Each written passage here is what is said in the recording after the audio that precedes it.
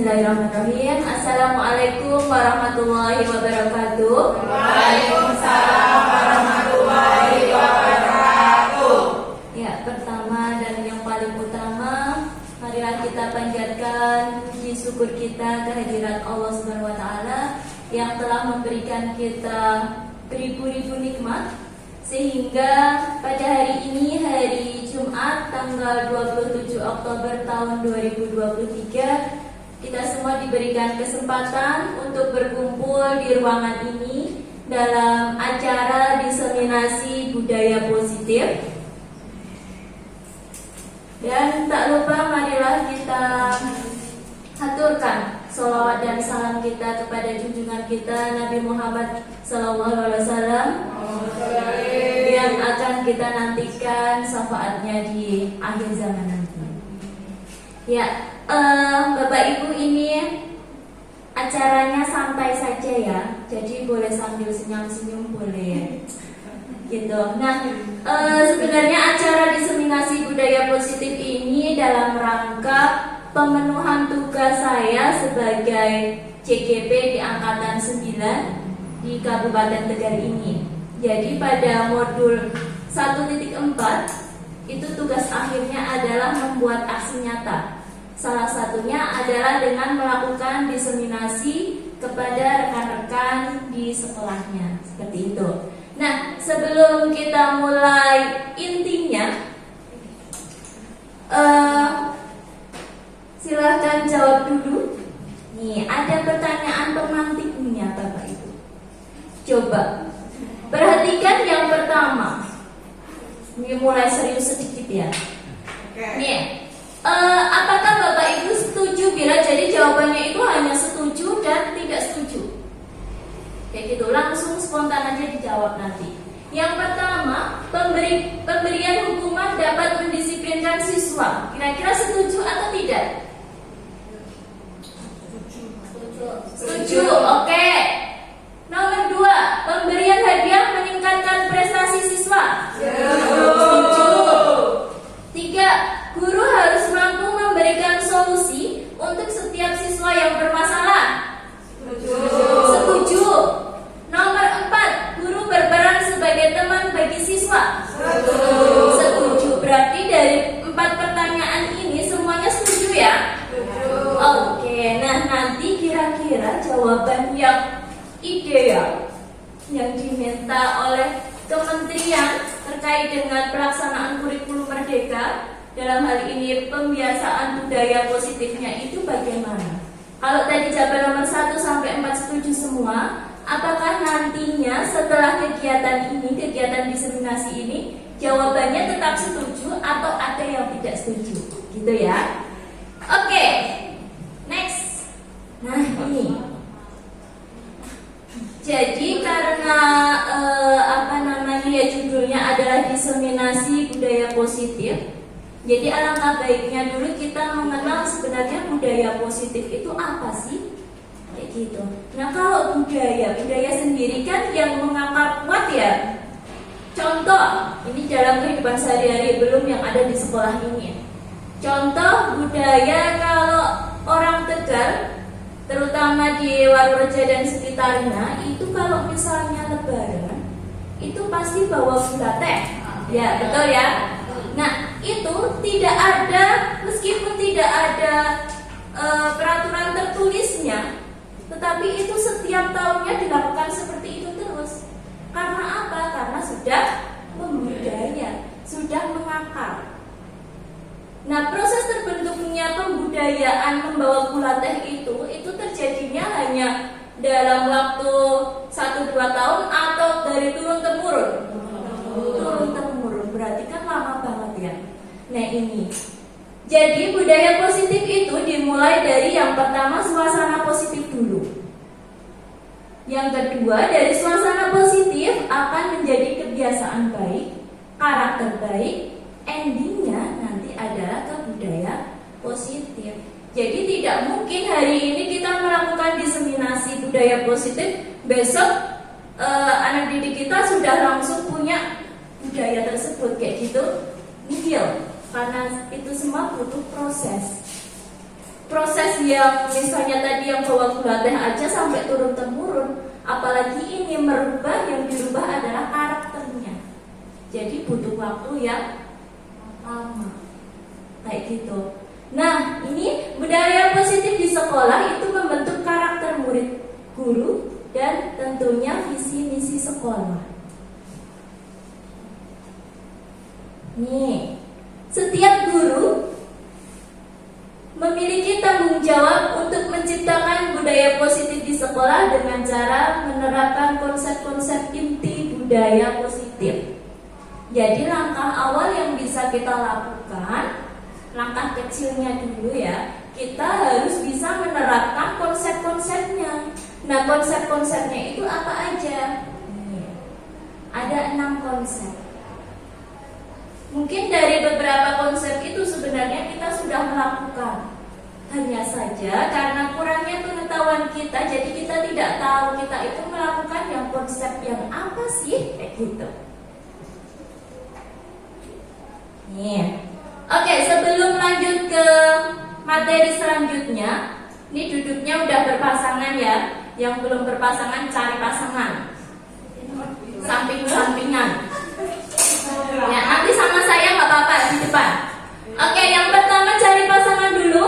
Tentukan siapa yang akan menjadi si A dan siapa yang akan menjadi si B.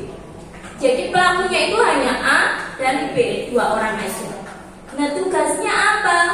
Tugas yang A itu hanya mengepalkan tangan. Yang dikepalkan satu aja, satu tangan. Nah, satunya yang B itu nanti yang akan mencoba membukanya. Nah, ini bayangkan dulu. Udah ditentukan siapa yang A, siapa yang B? Ya. Oke. Kalau sudah, bayangkan dulu. Bayangkan kalau yang jenengan pegang itu adalah sesuatu yang sangat berharga, yang sangat yang bisa merubah hidup jenengan. Jadi sebisa mungkin akan dipertahankan terus. Nah, yang B, teman yang B itu tugasnya adalah memberikan bujuk rayu, disogok, dibujuk, dirayu, dikasih uang, dan silahkan melakukan cara apapun agar si A tadi mau membuka tangannya. Yuk, coba Bu, dilakukan dulu. Ya, sambil duduk, sambil ketawa boleh, sambil menjerit-jerit boleh. Jangan, boleh.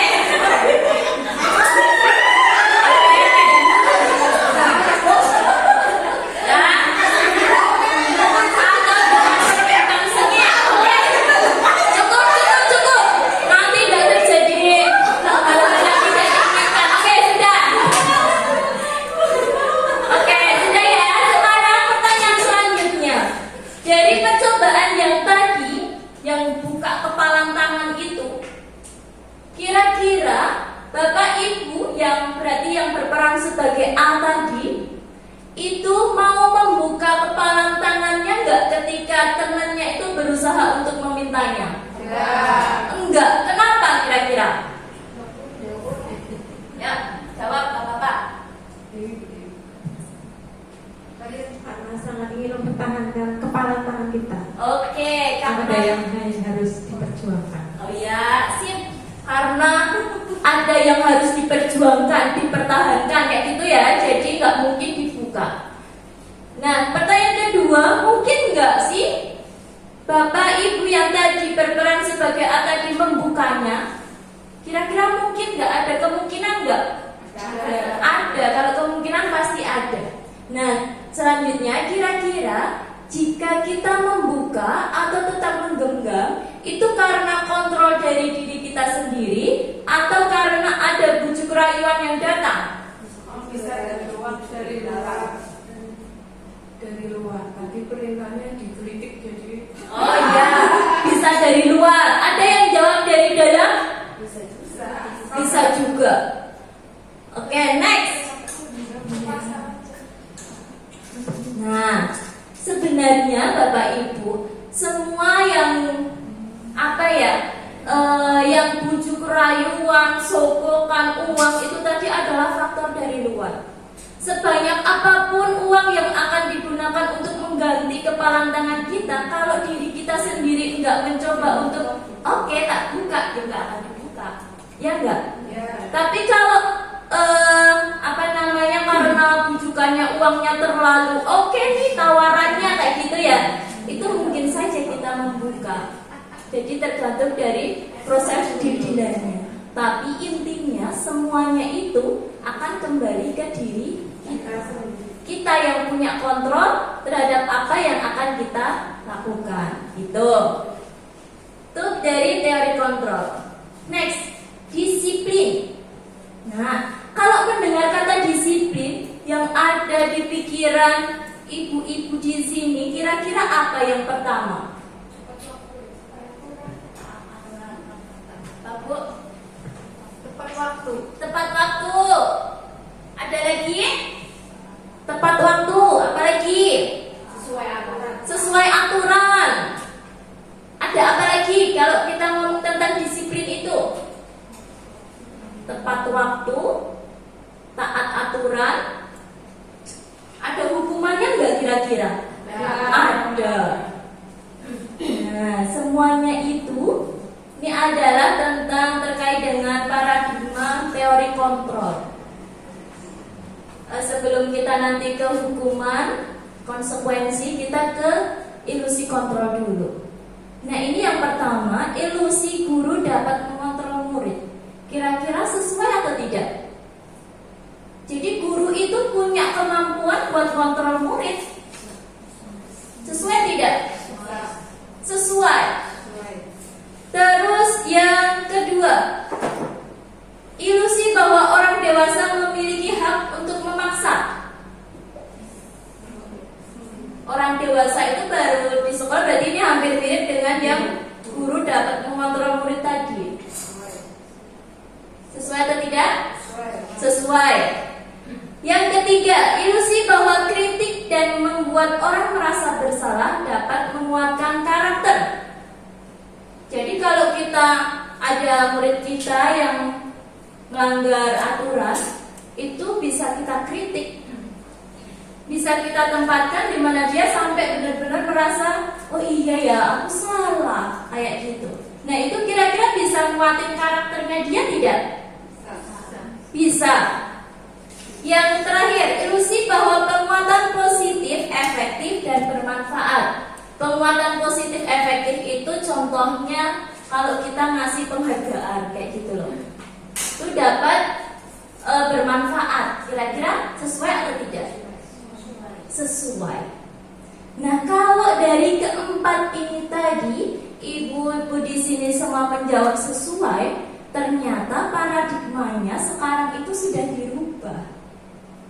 Harusnya yang ada di 4 kotakan ini semuanya tidak sesuai. Kenapa kok seperti itu? Kan kita udah biasa nih kontrol murid kita. Iya, itu dulu. Sekarang kita akan berubah. Kita akan maju lagi.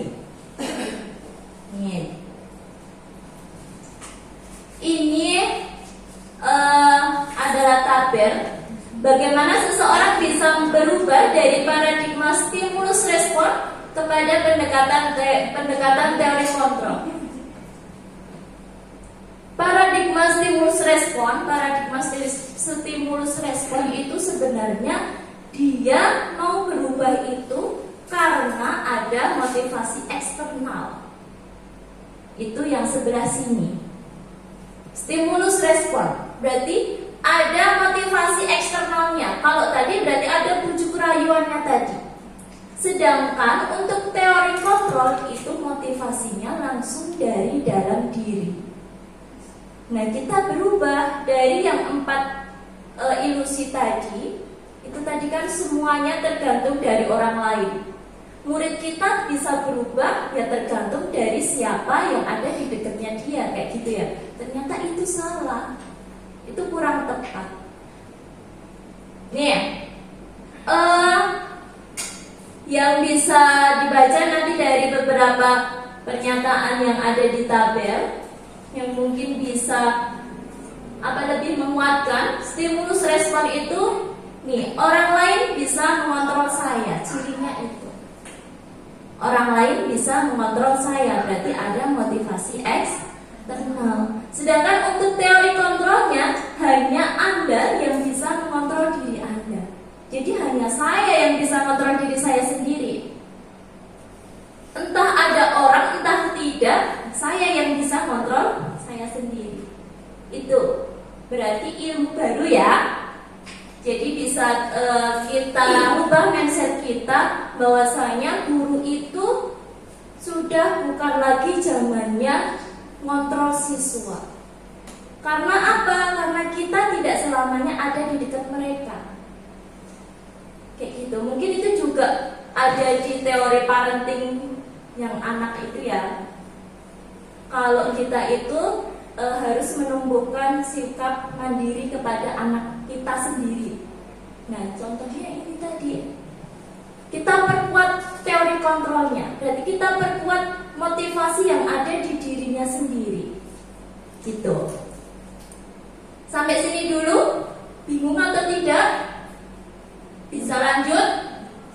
Oke, lanjut terus.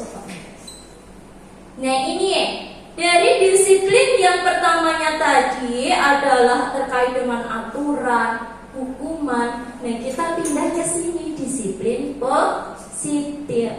Disiplin positif itu, kalau disiplin yang ada di mindset awal kita adalah disiplin karena ada tata tertib, kita rubah menjadi kontrol diri untuk mencapai tujuan mulia yang mengacu pada nilai-nilai kebajikan universal. Katanya anak temen ya. Remen ya kata-katanya ya. Jadi kalau turunkan, dijabarkan,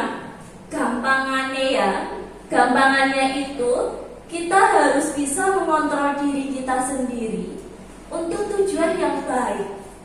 Tujuan baik itu bisa dikatakan baik kalau dia sesuai dengan nilai kebaikan. Nah, nilai kebaikannya itu apa? Karena kita ada di lingkup sekolah, karena ini bahasannya adalah disiplin positif di sekolah, maka nilai kebaikan kita itu semuanya tertera pada profil pelajar Pancasila. Nah, jadi semuanya itu sebenarnya muaranya itu ke sini, ke profil pelajar Pancasila. Sehingga profil pelajar Pancasila itu tidak hanya berupa wacana saja ya. Itu harus bisa kita jabarkan. Baik dalam kegiatan P5-nya, baik ini untuk proses pendisiplinannya, itu dipakai terus. Kayak gitu. Contoh biar gampang. Nilai-nilai kebajikan universal yang paling utama itu adalah beriman, bertakwa kepada Tuhan Yang Maha Esa dan berakhlak mulia. Nah, ini pembentukan disiplin positifnya bagaimana sih? Kita kembali ke yang awal tadi. Budaya positif itu dimulai dari suasana positif dulu. Sekolah memberikan wadah, memberikan kesempatan kepada murid kita untuk melakukan sholat jamaah, gitu ya. Nah, kegiatan sholat jamaah itu akan diulang terus setiap hari, setiap waktu. Misalnya kalau sekarang masih pakai kontrol dari orang luar, semoga nanti ke depannya tanpa kontrol pun dia bisa jalan. Itu namanya disiplin positif. Jadi entah dia nanti tujuan akhirnya apa, entah dia nanti ada di sekolah, entah tidak, dia tahu kalau aku itu harus sholat 5 waktu. Karena apa? Karena aku harus beriman dan bertakwa itu tadi. Kayak gitu loh. Jadi endingnya itu ada di poin yang profil pelajar Pancasilanya. Bagaimana murid kita nanti yang awalnya itu hanya berorientasi pada peraturan, itu berubah menjadi orientasinya itu nilai kebaikan.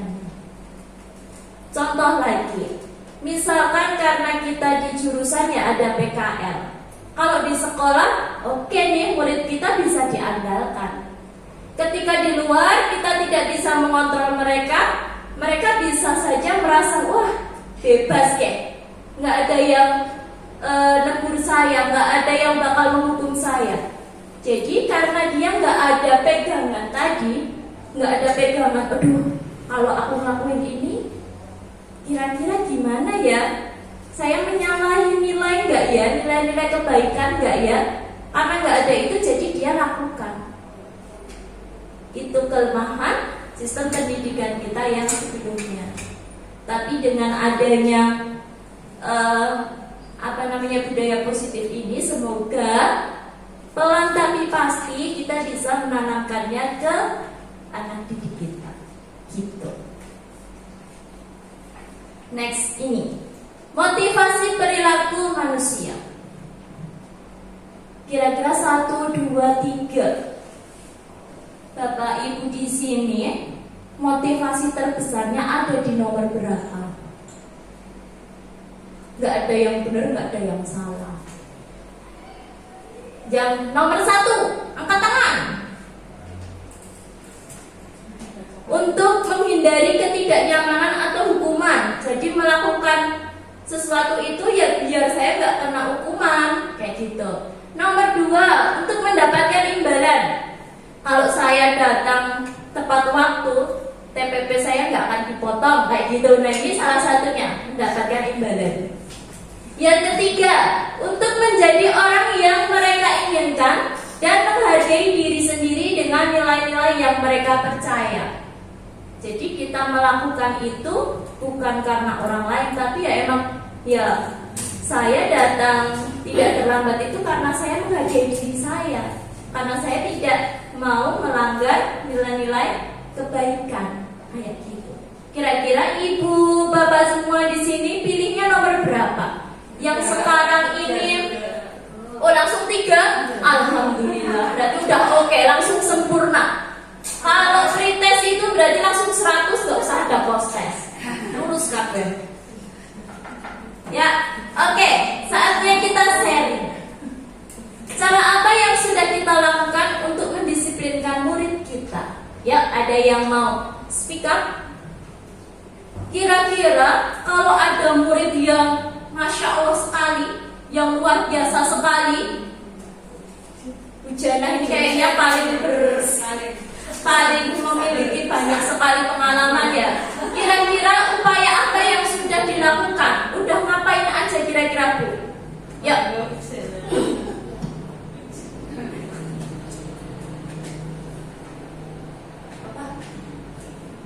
Yuk, silakan.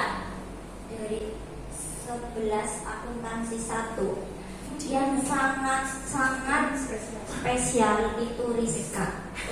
Oke. Enggak apa-apa, silakan. Iya, dia memang susah untuk dikendalikan. Sudah berbagai cara dilakukan, mulai dari menasehati, konfisik, bimbingan IPK, kemudian apapun itu belum menjadikan anak ini baik, masih tetap melanggar dan dia pengennya melakukan yang apa dia inginkan, tapi padahal perlakuannya itu tidak baik sebenarnya. Cuma dia itu susah sekali gitu, padahal udah segala macam cara ya. Oke, ada lagi yang petugas di depan, Bu Puji, Bu Deni. Kira-kira yang menghadapi siswa yang pakai make up yang tebal kayak gitu, kira-kira bagaimana? Sharing aja, nggak apa-apa. Ada yang benar, nggak ada yang salah. Kalau pengalaman selama mendisiplinkan siswa di depan pada saat mau masuk sekolah, setiap harinya masih terdapat siswa maupun siswi yang melanggar aturan. Padahal hari sebelumnya juga dia sudah kena, hari berikutnya juga masih tetap kena. Misalnya ya banyaklah anak-anak perempuan yang pakai make up berlebihan, yang pakaiannya yang tidak rapi, dan dilakukan berulang-ulang. Padahal sudah ditegur berkali-kali gitu. Oke, berarti cara mendisiplinkannya sudah ditegur, home visit seperti itu ya. Oke. Nah, yuk kita mulai kenalan yuk sama yang namanya hukuman, konsekuensi, dan restitusi. Mungkin kalau untuk hukuman dan konsekuensi itu sudah sering kali kita dengar ya. Kalau restitusi mungkin itu adalah hal baru. Oke, kita berarti belajar dulu yang terkait dengan beda antara hukuman dan konsekuensi. Di meja ibu-ibu semuanya itu sudah ada kertas warna pink. Ya, silahkan tulis. Yang di depan itu adalah H berarti untuk hukuman ya. Yang belakangnya itu tulis K, berarti nanti kalau jawabannya konsekuensi. Nanti diangkat. Kira-kira kasus 1 itu H atau K, hukuman atau konsekuensi. Pilih saja gitu. Oke, siap? Berarti ditulis dulu ya. Ya, pilih H, belakangnya K. Jadi nanti yang diangkat, yang dihadapkan ke sini itu adalah yang jawaban yang benar. Yang besar boleh. Ada yang nggak bawa?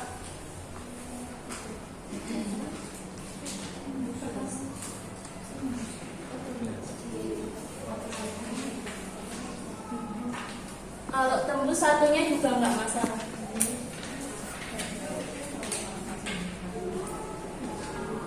Oke, mulai ya.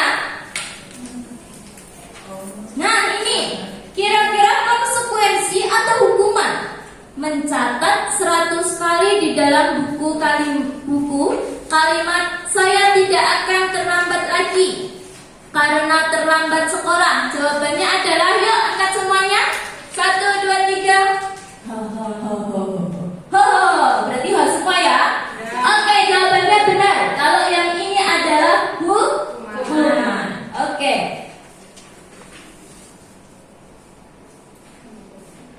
Next, lari mengelilingi lapangan basket 2 kali karena terlambat datang ke sekolah.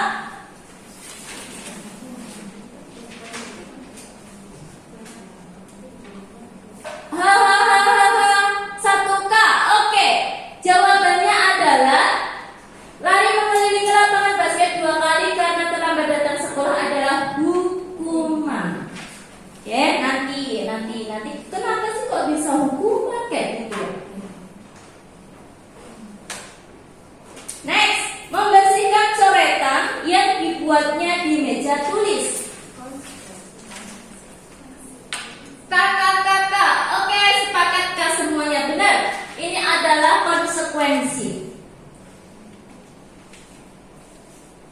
Next, murid diminta membersihkan WC ketika menggunakan make up yang berlebih. Konsekuensi, hukuman. Oke, jawaban yang benar adalah hukuman. Next, terakhir nih, menggantikan kertas tugas teman karena telah dirusak. Oke, ya sip, semuanya benar semuanya. Konsekuensi berarti sudah hampir 99% paham ya, mana yang disebut hukuman, mana yang disebut konsekuensi. Nah, kalau tadi hukuman sama konsekuensi itu sudah bisa membedakan, lalu restitusi itu yang seperti apa? Ada yang sudah pernah membacanya, restitusi. Ada yang sudah pernah mendengar istilah restitusi? Belum? Nih, perhatikan tabel berikut.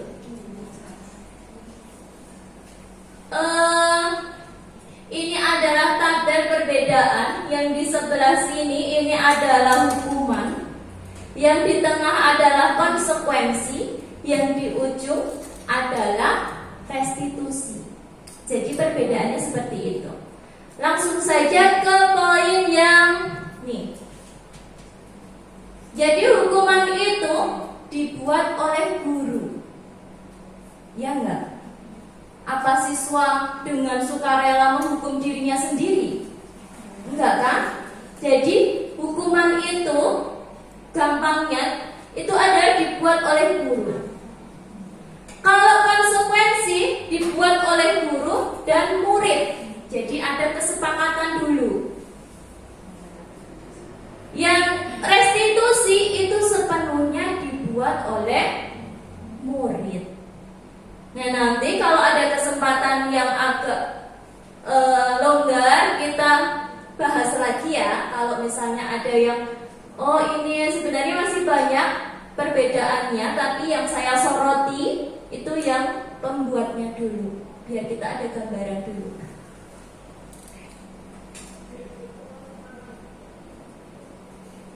Oke, sebelum ke ending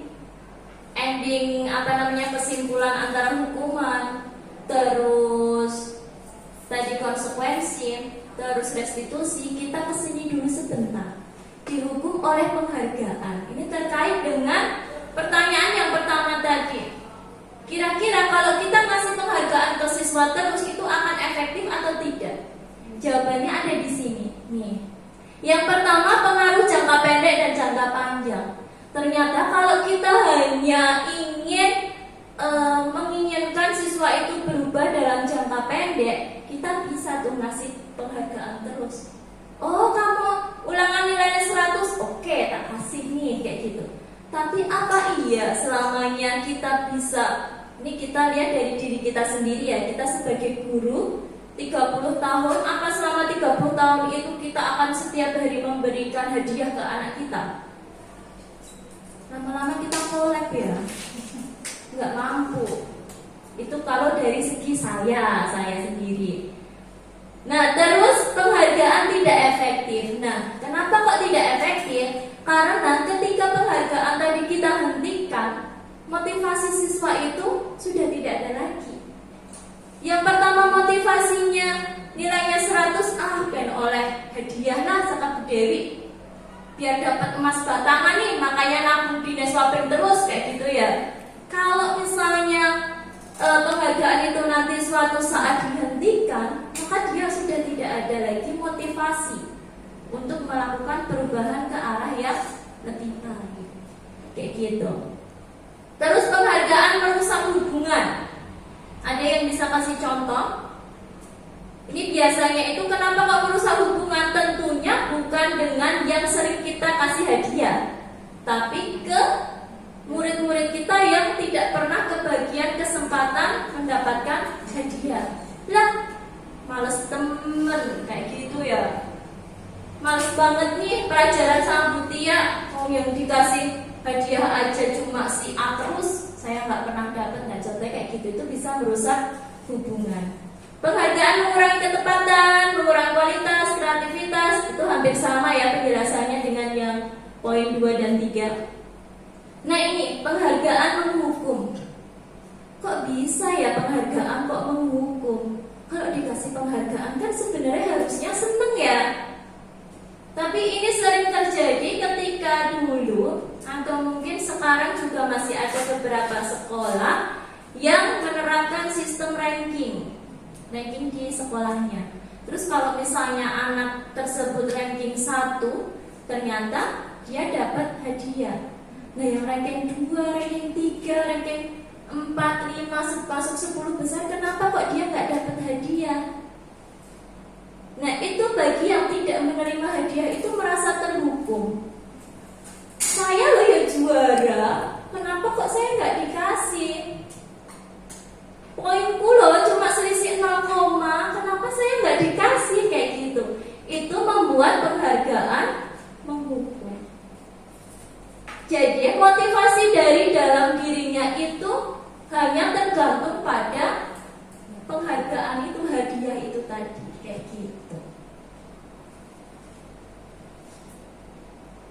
Oke, next kita ke keyakinan sekolah. Nih, ini adalah lanjutan dari kegiatan disiplin. Setelah kita tadi tahu yang namanya hukuman, konsekuensi, restitusi, itu kita endingnya nanti adalah ke keyakinan kelas. ternyata ada slide yang tertinggal. Jadi kalau ini untuk penguatan yang masalah hukuman tadi ya. Jadi hukuman itu lebih ke arah dia secara spontan. Kita memberikan hukuman itu secara spontan. Misalnya ada yang bermake up tebal, sana menghubungi si A, guru A. Oh kamu langsung ke WC mbak, kayak gitu. Melihat situasi dan kondisi aja kayak gitu. Itu hukuman. Dan biasanya hukuman itu sama sekali tidak ada kaitannya dengan apa yang sudah dia lakukan. Jadi yang ada dia hanya merasa jengkel. Nggak ada namanya penguatan, oh aku salah, kayak gitu nggak ada. Dia taunya ya saya dihukum karena apa? Karena pakai make up berlebih. Dia nggak tahu lagi tuh caranya itu harus gimana nggak tahu. Karena itu hukuman. Kalau konsekuensi itu sebenarnya lebih ke arah perbaikan dari hukuman tadi ya.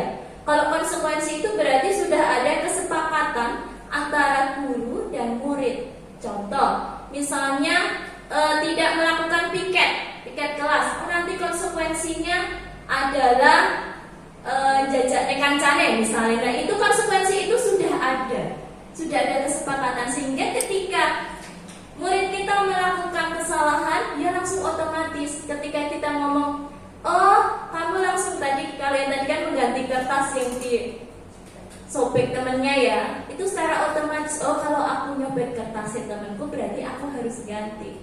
Itu adalah konsekuensi.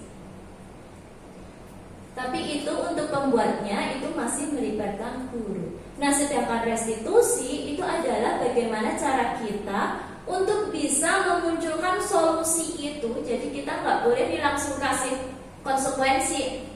Kalau misalnya nyobek kertasnya temennya langsung, ayo ganti, nggak boleh kayak gitu. Kita harus bertanya dulu, solusimu gimana? Jadi yang mencari solusi itu bukan kita sebagai guru, kita hanya perantara saja. Jadi yang cari solusi itu adalah anak sendiri. Jadi kita hanya meluruskan saja jalannya udah benar belum. Kalau misalnya solusinya dirasa solusi yang ditawarkan yang pembuat masalah belum sesuai, kita bisa marahin kayak gitu. Jadi kita bisa lebih lanjut ngobrol tentang ini karena ini materinya juga banyak sekali ya. Nah, next kita lihat ke keyakinan sekolah atau kelas. Keyakinan sekolah atau kelas berupa nilai-nilai kebajikan universal yang mudah diingat, dipahami dan harus diterapkan dalam lingkungan kelas. Ya Allah, ini apa mana? Next aja. Nih, sebentar sebelum penjelasan ke keyakinan kelas. Mengapa sih harus keyakinan kelas? Kenapa nggak peraturan kelas? Ada yang bisa? Kira-kira kenapa? Kenapa ya harus keyakinan kelas? Kenapa bukan peraturan kelas? Bu Suci Eza?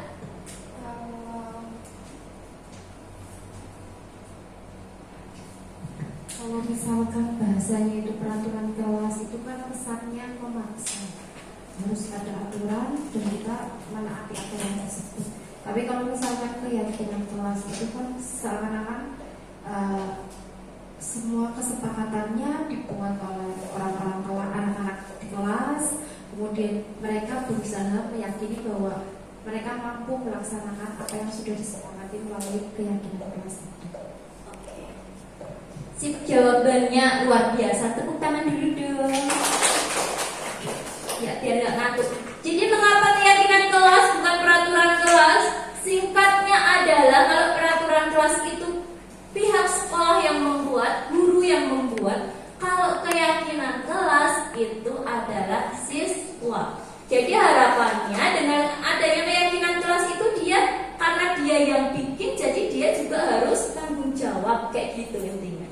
Kalau peraturan kelas mungkin adanya tata tertib sekolah yaitu untuk dilanggar, mungkin kayak gitu ya. Tapi kenapa sih kok dilanggar? Ya itu bukan saya yang bikin, itu bukan mau saya bikin peraturan kayak gitu. Tapi berbeda dengan keyakinan kelas. Harapannya karena dia yang membuat, jadi dia mau bertanggung jawab. tentunya dalam pembuatan keyakinan kelas ini kita juga tidak boleh langsung ngecol kayak bocah. Terserah keyakinanmu apa. Sepenting anak keyakinan enggak kayak gitu. Kita sebagai guru harus bisa menjadi fasilitator yang baik. Kita bisa mengarahkan siswa kita. Kalau misalnya ada yang kurang sesuai, tidak sesuai di jalurnya, ya kita kembalikan lagi ke jalurnya. Itu fungsi kita sebagai guru, kayak gitu.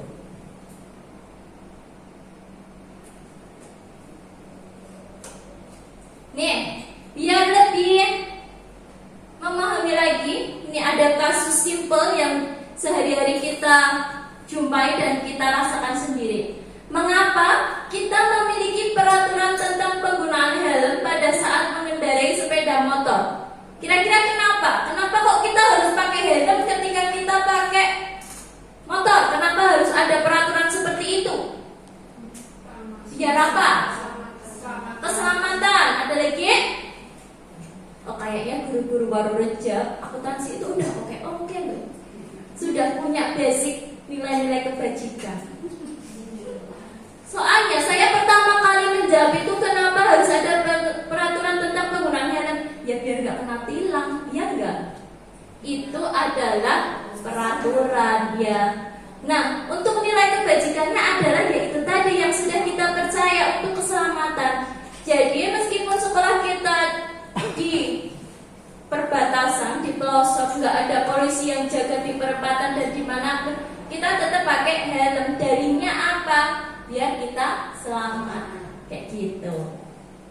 Ya, bisa dipahami ya keyakinan itu apa ya? Oke. Nah, semoga nanti anak didik kita itu tahu. Jadi tidak hanya tentang melulu peraturan saja. Anak didik kita itu tahu janjian ini maksudnya apa sih? Kok ada kayak gitu loh.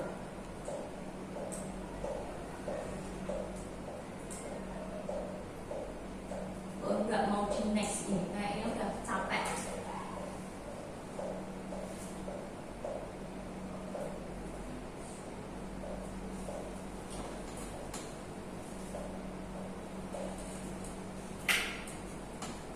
Sebentar ya, ada gangguan teknis.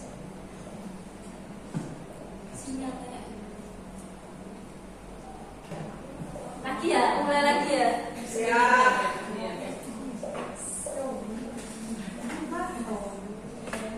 Oke, kita lanjut lagi. Kalau kita tadi sudah ada keyakinan kelas, kita sudah tahu keyakinan kelas itu yang seperti apa. Sekarang langkah-langkahnya. Jadi prosedur pembuatan keyakinan kelas atau sekolah.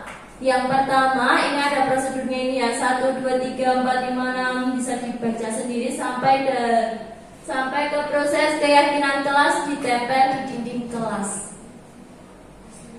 Nah, gambarannya seperti apa? Saya kemarin sudah mencoba membuat keyakinan kelas di kelas 12 angka 1. Nah, yang pertama kita arahkan dulu siswa kita, murid kita. Berarti itu kalau kita bikin keyakinan kelas tidak langsung ke nilainya, tidak langsung ke keyakinan kelas apa sih maumu.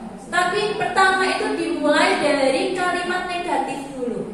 Kalimat negatif itu contohnya gimana? Berarti mirip dengan peraturan sekolah. Misalnya, dilarang membuang sampah sembarangan. Itu kalimat negatif. Ada kata-kata dilarangnya. Dilarang memakai make up yang berlebihan. Kayak gitu. Itu nanti kita tempatkan di bagian kalimat negatif. Nah, semua siswa, semua murid kita minta untuk memberikan ide mereka. Sama gimana? Nggak masalah. Jadi di sini tidak ada yang benar, tidak ada yang salah ide-ide dari mereka. Jadi semua kita tampung. Mereka itu punya ide apa sih kayak gitu. Tapi dalam kata-kata negatif, kalimat negatif. Kenapa kok kalimat negatif bukan kalimat positif? Karena yang sudah tertanam di diri kita sejak kita masih kecil juga sampai sekarang ya, itu yang ada di mindset kita. Kalau bikin peraturan itu berarti awalannya adalah dilarang, nggak boleh ini, nggak boleh itu, kayak gitu. Jadi lebih gampang. kita letakkan di kalimat negatifnya. Setelah itu, dari kalimat negatif ini kita rubah ke kalimat positif. Kok kayak pelajaran bahasa Indonesia ya? Jadi gampangnya, tadi kalau misalnya ada kalimat negatif yang dilarang membuang sampah sembarangan, berarti kalimat positifnya kira-kira gimana? Iya, benar. Buanglah sampah pada tempatnya. Itu kalimat negatif. Kalimat positif, maaf. Terus dilarang pakai make up berlebih. Kalimat positifnya gimana?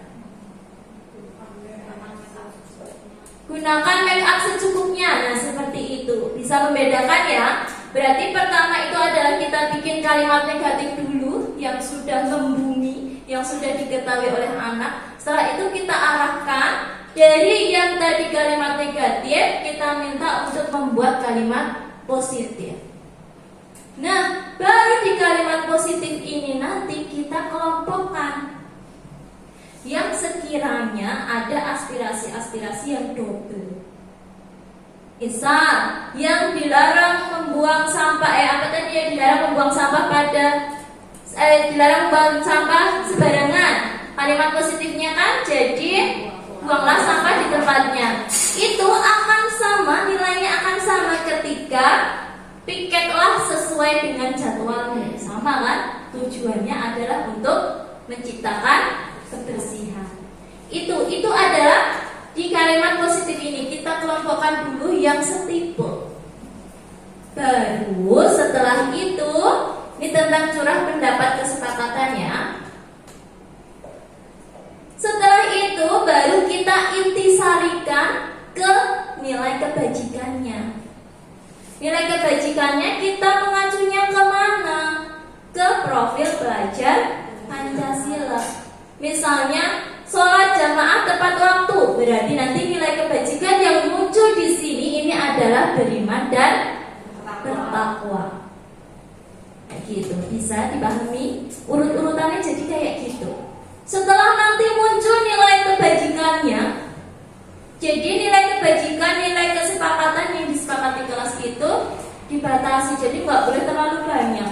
Tujuannya untuk apa? Biar mereka itu ingat. Kalau terlalu banyak, ya mereka nanti gampang melupakan. Minimal 3. Jadi kalau boleh, kalau mau bikin 3 aja gimana Bu? Terserah, boleh. Terserah yang mau bikin kesepakatan. Kira-kira nilai kebaikan mana sih yang akan kelas kita lakukan terlebih dahulu, jadi bertahap.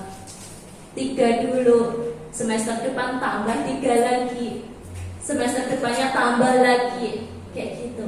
Jadi tidak bisa langsung secara instan, kayak gitu. Nanti kalau sudah dibuat poster, idealnya itu memang ditempel di kelas setelah ada tanda tangan.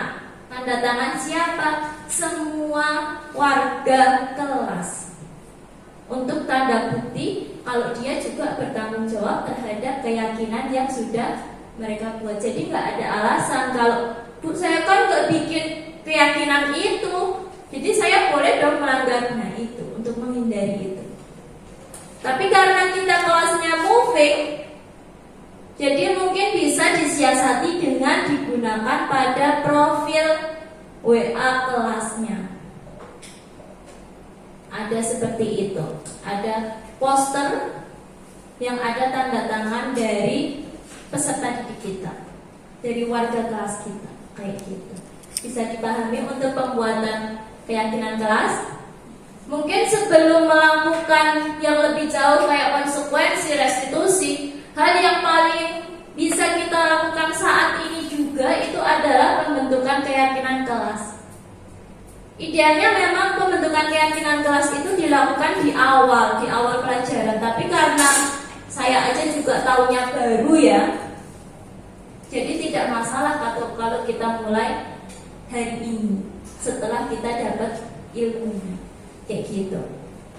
Next, terkait dengan posisi kontrol seorang guru yang dari pertanyaan pertama tadi, semuanya setuju ya kalau posisi guru itu bisa menjadi teman bagi siswanya. Tadi setuju ya? Nah, ternyata posisi kontrol seorang guru itu ada 5. 1, 2, 3, 4, 5 sampai ke manajer.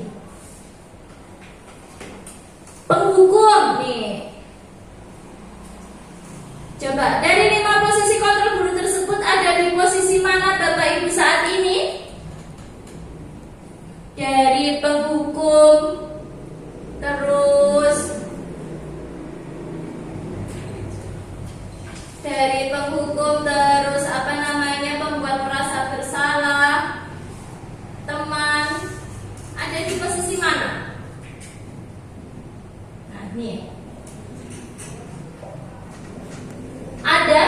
Kalau penghukum kayaknya nggak ada ya, semuanya baik-baik semuanya guru akuntansi. Yang membuat merasa bersalah, membuat merasa bersalah yang kayak gimana? Ya nanti jelasin. Teman, ada yang memposisikan dirinya sebagai teman, jadi nganggap murid itu ya kancane dewek kayak gitu. Ada banyak, saya pun juga seperti itu. Pemantau, manajer, ada banyak.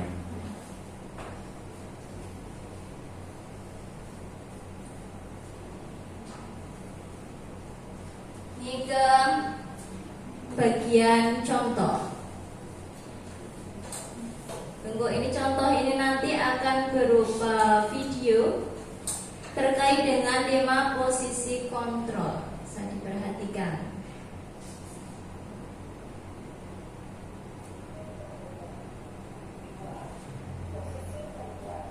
Suaranya kecil ya.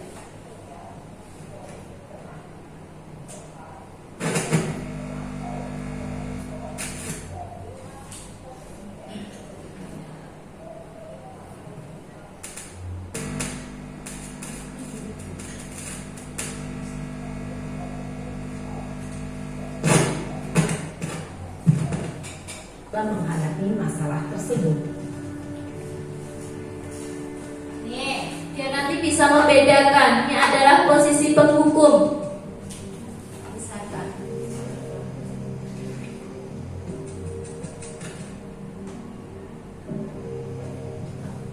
Naren, sini kamu. Selamat pagi, Bu. Kita sambil refleksi ya, kira-kira nanti kita ada di posisi mana? Pasti terlambat. Maaf, Bu. Saya Apa? Apa coba? Alasan kamu apa lagi? Kapan sih kamu tidak terlambat? Malas sekali ya kamu jadi anak. saya Dasar pemalas. Gak kapok-kapok sih kamu. Sudah berapa kali terlambat? Sana, kamu keliling lapangan basket 2 kali. kenapa saya harus pilih lapangan basket, Bu? Kenapa? Kamu melawan ibu. Berani-beraninya jawab. Sudah terlambat, masih berani jawab pula. Sekarang, keliling lapangan basket 5 kali sekalian. Biar kapok. Cepat. Pergi sana ke lapangan basket. Posisi penghukum biasanya berbicara dengan nada tinggi, menghardik, menunjuk-nunjuk, menyakiti, dan menyindir. Hukuman bisa berupa fisik maupun psikis. Ibu dan bapak guru hebat. Dampak yang terjadi pada murid ketika guru berada pada posisi penghukum adalah murid cenderung akan memberontak, bahkan menyimpan dendam.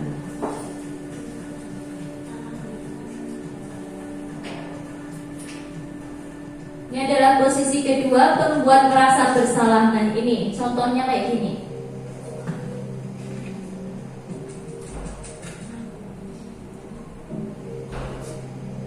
Naren,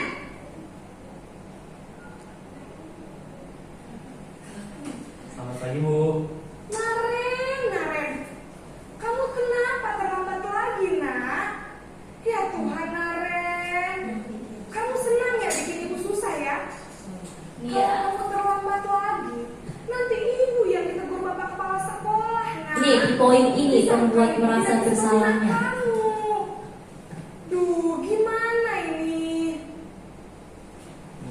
Maaf, Bu. Duh, Gusti Naren. Kamu suka ya kalau ibu ditegur bapak kepala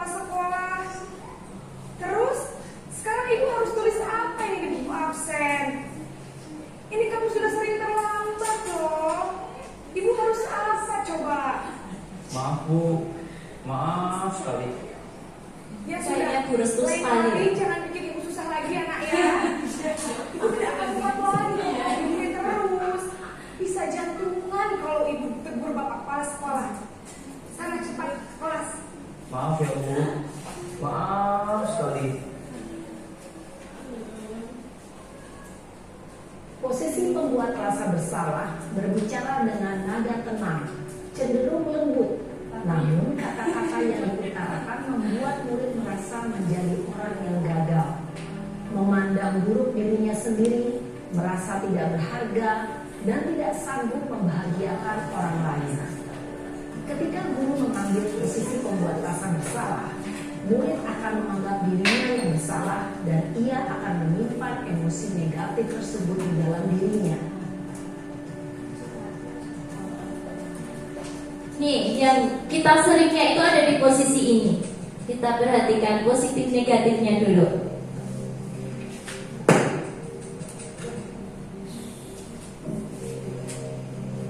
Naren,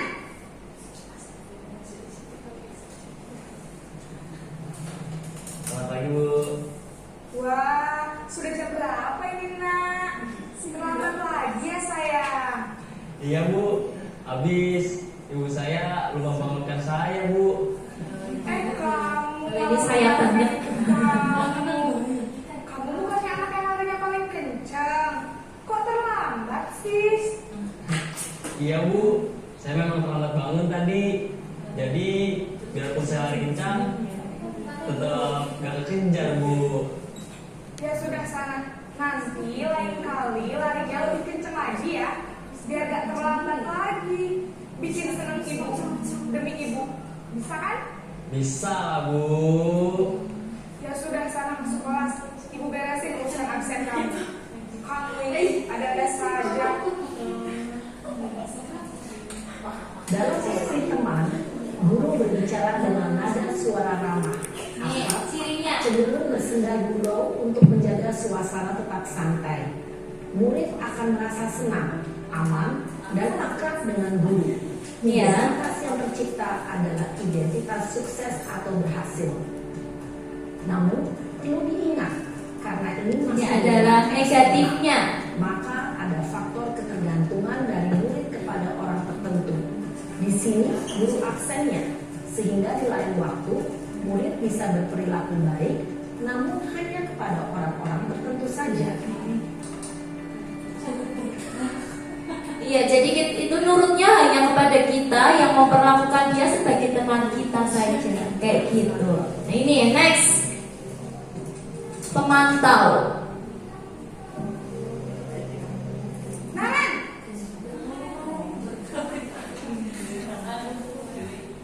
Selamat pagi Bu. Naren, apa peraturan sekolah kita tentang jam berapa kita harus masuk sekolah, nak? Kita harus di sekolah jam 7 Bu. Iya betul, sekarang sudah jam 7.20. Naren sudah tahu konsekuensinya jika terlambat hadir. Paham Bu. Saya harus tinggal kelas pas jam istirahat selama 20 menit. Iya benar, konsekuensinya demikian. Jadi nanti jam 9.30 pas istirahat, kamu harus tinggal di kelas, kerjakan tugas tambahan untuk ketertinggalan kamu, ya? Baik Bu. Ini tadi ada Posisi pemantau. pemantau mengandalkan penghitungan atau data untuk mengontrol murid. Guru mengarahkan murid berdasarkan peraturan dan konsekuensi. Seorang pemantau menunjukkan bahasa tubuh dan ekspresi wajah yang datar dan cenderung formal.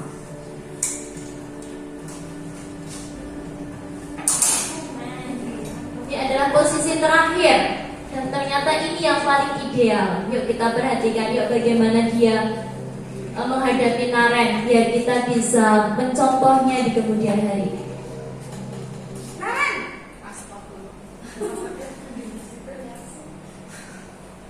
Selamat pagi Bu. selamat pagi Naren. Maaf Bu, saya terlambat. Iya, sekolah masuknya jam 7, sekarang sudah jam 7.20. Jadi sekarang bagaimana ini Naren? Maaf Bu, saya lupa setel alarm saya semalam. Baiklah, menurut kamu, keyakinan sekolah yang mana yang perlu kamu tingkatkan? Menghargai diri sendiri dan orang lain mungkin ya Bu. Setuju. Jadi, apakah Naren meyakini prinsip saling menghormati tersebut? Iya Bu, saya meyakininya. Apakah Naren bersedia memperbaiki masalah keterlambatan ini? Bersedia Bu. Bagaimana kamu akan perbaiki masalah keterlambatan ini? Saya akan coba untuk tidak lupa menyetel alarm saya Bu. Baik, kalau kalian lupa menyetel alarm di rumah, ada orang yang kira-kira bisa bantu mengingatkan tidak? Ada Bu, kakak saya, Kak Emma. Ada lagi selain Kak Emma? Selain Kak Emma, ada ibu saya. Baik, jadi yang mengingatkan Naren adalah Kak Emma dan ibu kamu ya? Kira-kira akan mulai setel alarm kapan nih Naren? Setelah pulang sekolah, akan segera saya lakukan. Baik, jadi Naren akan setel alarm untuk bangun besok pagi dan akan diingatkan oleh kakak dan ibunda Naren ya. Ada lagi yang mungkin perlu dilakukan Naren agar tidak terlambat bangun lagi? Tidak ada Bu. Baik Naren, terima kasih untuk kerjasama kamu. Sekarang kamu perlu kembali ke kelas dulu. Baik Bu, terima kasih. Posisi manajer adalah posisi kontrol yang disarankan untuk membimbing murid memiliki sikap disiplin yang positif, yaitu murid yang mandiri, bertanggung jawab, dan dapat memecahkan masalah. Tujuan dari posisi ini adalah agar murid dapat berefleksi atas tindakannya. Guru akan dengan tulus memberikan pertanyaan-pertanyaan bermakna, sehingga membuat murid dapat belajar dari kesalahannya dan mencari sebuah solusi untuk menyelesaikannya. Ibu dan Bapak guru hebat, setelah mengamati adegan kelima posisi kontrol tadi, Ya, sudah cukup ya. Jadi itu tadi adalah gambarannya secara lebih jelasnya ya. Kira-kira setelah melihat video ini tadi, kita ada keinginan tidak untuk merubah posisi kita sebelumnya yang mungkin menjadi teman ke posisi sebagai manajer? Ada tidak kira-kira? Ada, pasti ada ya. Tapi kita harus menyiapkan amunisi yang luar biasa, kesabaran yang luar biasa. Karena pada saat ngomong kita harus bisa meredam emosi kita harus bisa mengarahkan anak kita, menggiring anak didik kita agar dia bisa merefleksikan sendiri. Itu tadi kan gurunya itu sama sekali tidak memberikan konsekuensi, ya tidak. Solusinya itu semuanya munculnya dari yang pembuat masalah, kayak gitu. Itu adalah restitusinya. Endingnya itu di situ restitusinya. Jadi semuanya itu ya kembali lagi ke kamu, ke siswa. Oke, kita lanjut ke materi selanjutnya.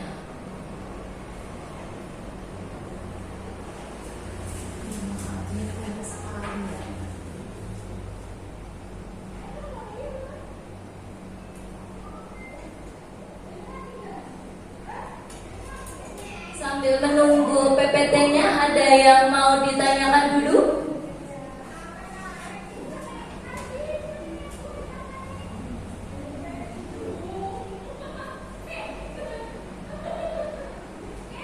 Oke, ini terkait dengan yang tadi ya. Dari penjelasan tadi, adakah Bapak Ibu yang mau merubah posisi kontrol gurunya? Jika iya, akan merubah ke posisi kontrol yang mana? Kita sepakat untuk belajar berbenah diri menuju ke posisi kontrol sebagai manajer ya. Iya, yang penting kita usaha dulu gitu. Nah, terkait dengan adanya posisi kontrol itu tidak lepas dari adanya 5 kebutuhan dasar manusia.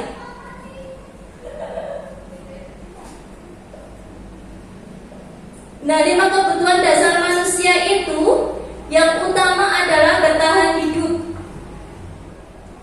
Yang kedua kasih sayang dan rasa diterima. Ketiga kebebasan, kesenangan, dan penguasaan. Ini adalah 5 kebutuhan dasar manusia.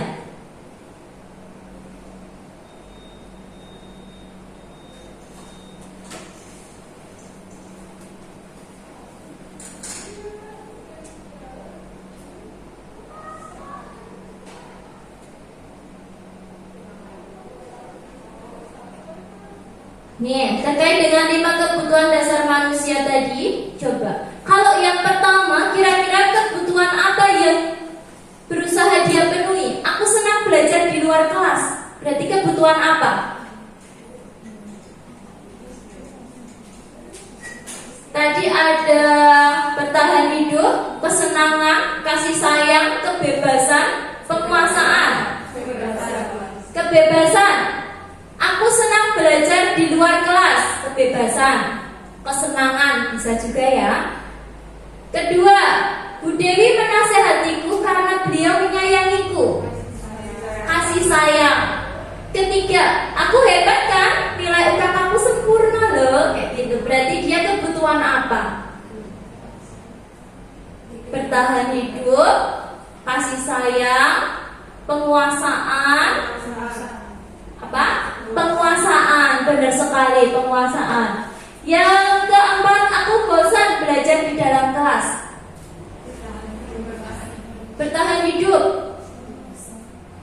Ini lebih ke kebebasannya. Ya, jadi sebenarnya kenapa sih murid kita itu seringkali melakukan pelanggaran-pelanggaran kayak gitu? Ini terkait dengan ini. 5 kebutuhan dasar yang berusaha dia penuhi. Kalau dia senang pakai make up berarti sebenarnya tuh dia senang nih sama dunia make up. Kayak gitu. Iya, mungkin ada bakatnya dia mungkin ya. Kita nanti setelah ini kita coba gali lagi. Kenapa sih dia kok setiap maling-maling, salah maling-maling, ngelanggar kayak gitu, janjiannya dia itu butuh apa kayak gitu. Ada lagi yang siswa itu caper. Setiap kali kita masuk ke kelasnya dia caper. Cari perhatian terus, setelah ditelisik, oh ternyata bapak ibunya nggak ada di rumah, dia butuh kasih sayang kayak gitu. Jadi kita tidak boleh mengabaikan adanya kebutuhan dasarnya dia. Sebenarnya yang ada, yang kurang, yang melatar belakangi dari dia berbuat salah itu apa sih? Dasarnya apa sih? Kalau misalnya dia sering terlambat, ternyata kebutuhan dasar yang ternyata dia penuhi adalah kebutuhan bertahan hidup. Kenapa kok bertahan hidup? Oh ternyata dia malamnya sambil kerja kayak gitu. Itu untuk upaya bertahan hidup. Jadi treatmentnya seperti apa ya kita sesuaikan dengan kebutuhan yang dia perlukan kayak gitu. Jadi ternyata tugas guru mapel, guru wali kelas itu sekarang luar biasa. Yang meneliti tentang kasus itu ternyata tidak hanya guru BK, tapi setiap guru itu ternyata punya tanggung jawab untuk ini. Kayak gitu. Nah itu nanti endingnya, nih ini adalah closingnya. Semuanya tadi itu closingnya itu adalah di segitiga restitusi. Jadi segitiga restitusi itu adalah solusi yang ditawarkan ketika murid kita melakukan kesalahan, murid kita melanggar peraturan. Kita itu harusnya menyelesaikannya itu dengan adanya segitiga restitusi.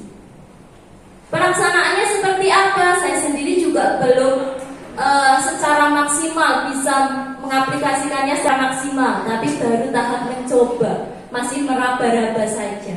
Mungkin nanti Bapak Ibu di sini setelah ada diseminasi ini kita buat keyakinan kelas, perlahan-lahan kita dari posisi penghukum jadi yang pemberi konsekuensi kayak gitu ya. Perlahan-lahan nanti kita sharing-sharing ilmu lagi di kesempatan yang tidak formal gitu. Nah segitiga restitusi itu ada 3 tahapan. Yang pertama adalah menstabilkan identitas. Jadi ketika ada murid kita yang melakukan kesalahan, kita stabilkan dulu identitasnya. Gampangannya itu kita itu ada di pihaknya dia dulu. Kalau kita sudah ada di pihak dia, dia merasa oh bu guru ini dukung aku loh, dia lebih gampang terbukanya.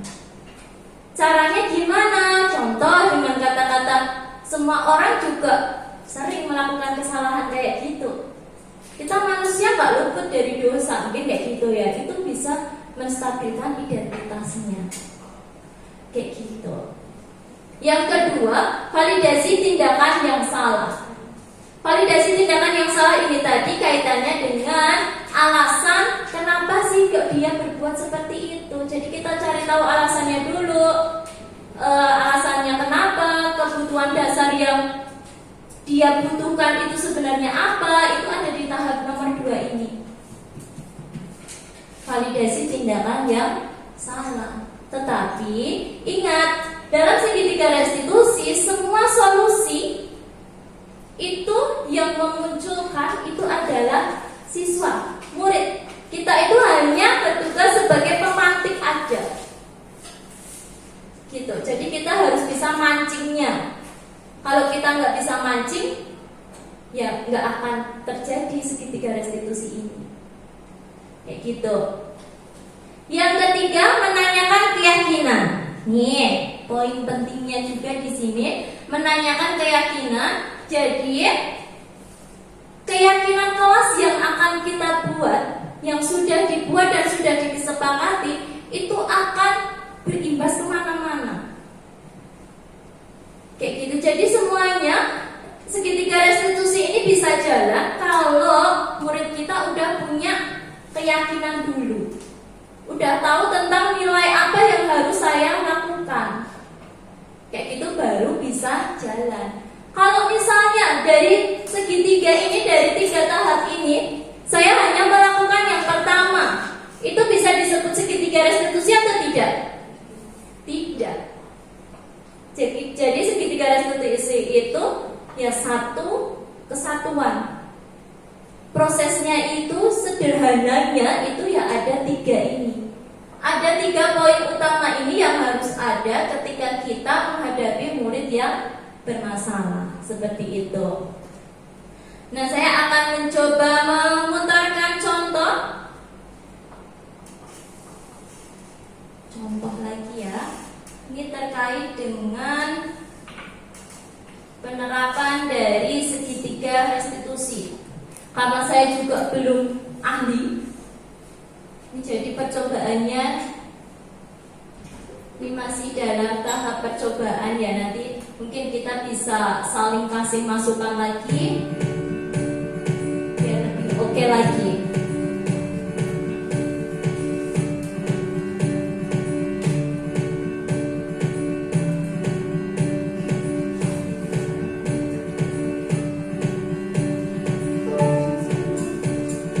Ini yang kasus 1 saja. Siswa dari Riva adalah siswi kelas 12 angkatan 3.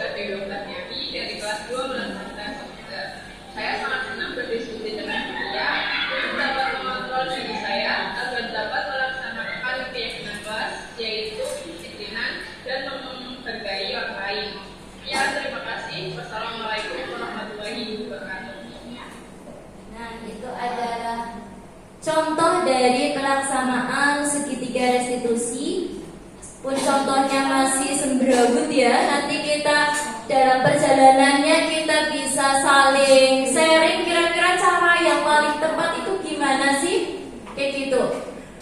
Jadi karena ini juga hal baru bagi saya sendiri, jadi juga masih meraba-raba kira-kira cara yang tepat itu gimana ya, kayak gitu. Karena memang pengalaman itu adalah guru yang terbaik. Kalau nanti kita sudah berulang kali melakukannya, mungkin akan lebih mahir lagi dalam pelaksanaan segitiga restitusi. Oke, next, terakhir. Nah, akhirnya sampai di bagian terakhir,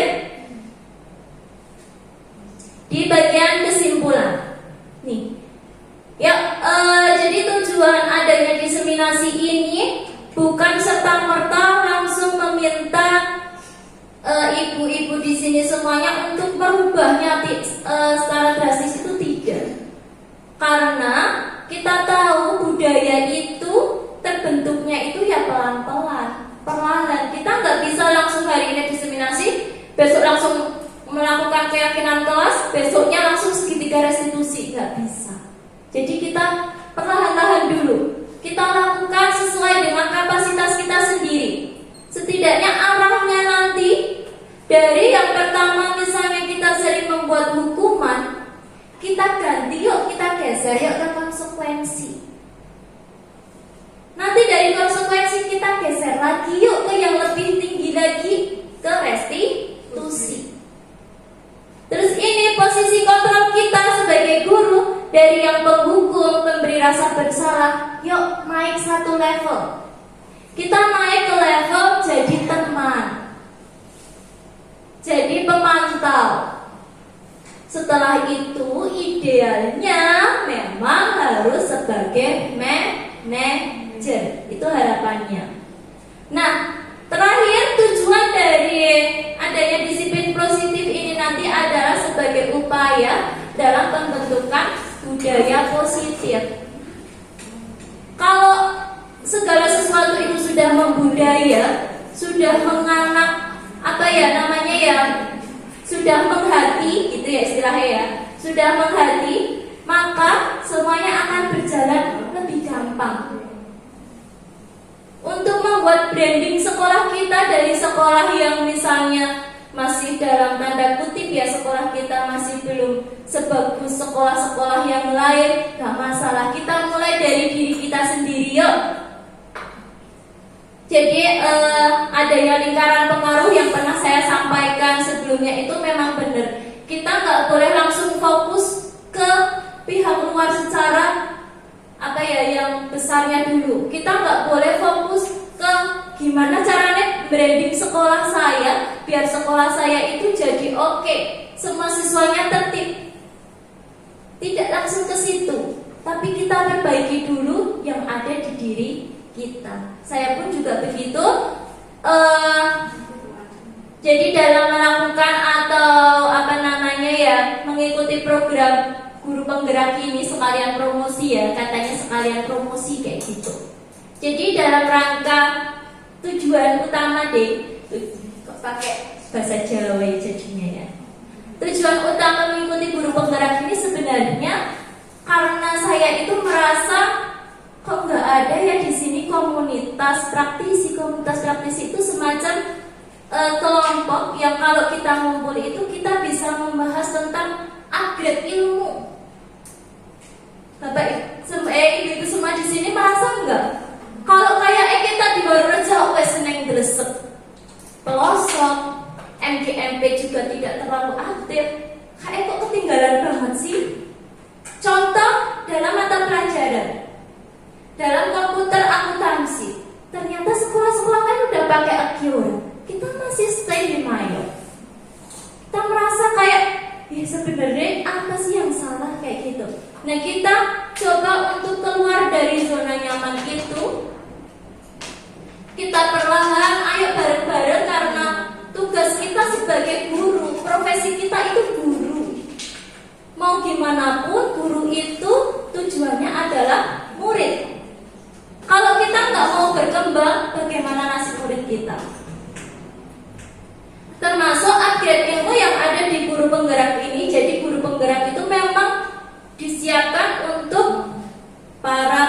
pemimpin kayak gitu.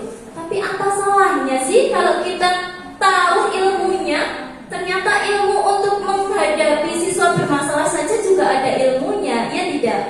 Jadi yuk kita bareng-bareng berusaha untuk keluar dari zona nyaman. Karena di sini di akuntansi hampir 95% juga sudah TPK ya, sudah dapat TPK ya. Jabatannya itu adalah sudah guru profesional SPDGR. Jadi kita harus mempertanggungjawabkan nih GR kita.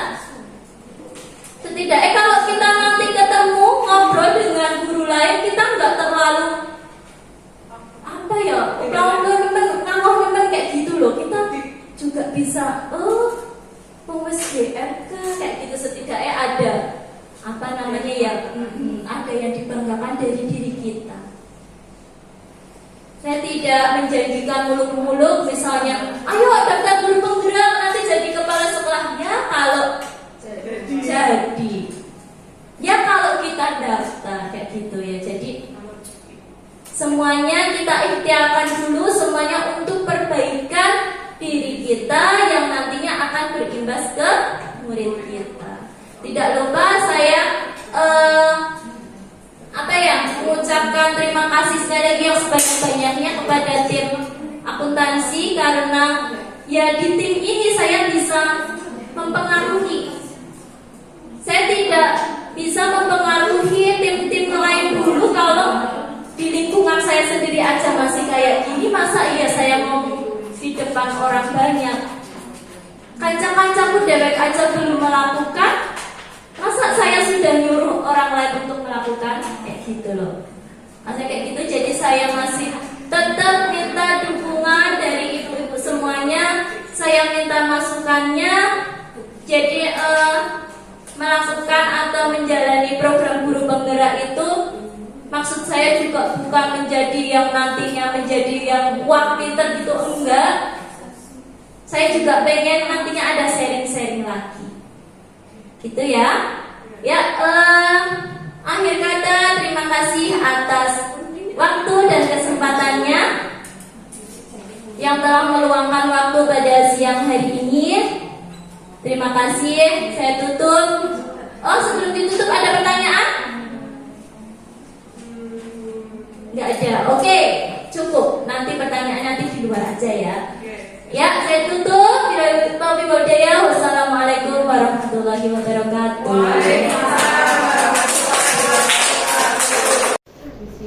Assalamualaikum warahmatullahi wabarakatuh. Perkenalkan, nama saya Suci Eza Maulina. Saya telah menyaksikan diseminasi dari Ibu Raditya Citra Sugandi tentang budaya positif. Pada diseminasi yang sudah saya saksikan oleh Bu Raditya Citra Sugandi, saya merasa tercerahkan bahwa budaya positif itu perlu dilakukan di sekolah.